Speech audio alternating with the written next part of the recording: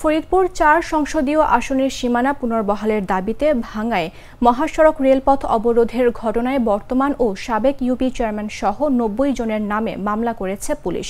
মামলায় আরও ১০০ থেকে ১৫০ জনকে অজ্ঞাত আসামি করা হয়েছে। রোববার ভাঙ্গা থানার উপপরিদর্শক হাবিবুর রহমান বাদী হয়ে মামলাটি দায়ের করেন।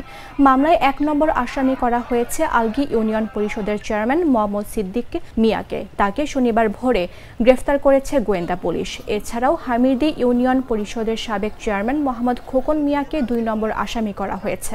থানা পুলিশ ও মামলার এজাহার সূত্রে জানা গেছে, তারা রাস্তায় বড় বড় গাছ ফেলে টায়ারে অগ্নিসংযোগ করে ভয়ভীতি ও শক্তির মহড়া প্রদর্শন করে যানবাহন চলাচলের প্রতিবন্ধকতা সৃষ্টি করেন। পুলিশ তাদের রাস্তায় প্রতিবন্ধকতা সৃষ্টি না করার অনুরোধ করলে তারা তা অমান্য করে মার মুখে অবস্থান নেন। আইনশৃঙ্খলা পরিস্থিতি নিয়ন্ত্রণ ও রাস্তা অবরোধকারী উচ্ছৃঙ্খল জনতাকে ছত্রভঙ্গ করতে পুলিশ তাদের মৌখিক সতর্কতার পর ধাওয়া করলে আসামিরা পালিয়ে যান। ফলে এলাকার আইনশৃঙ্খলা পরিস্থিতি স্বাভাবিক হয়।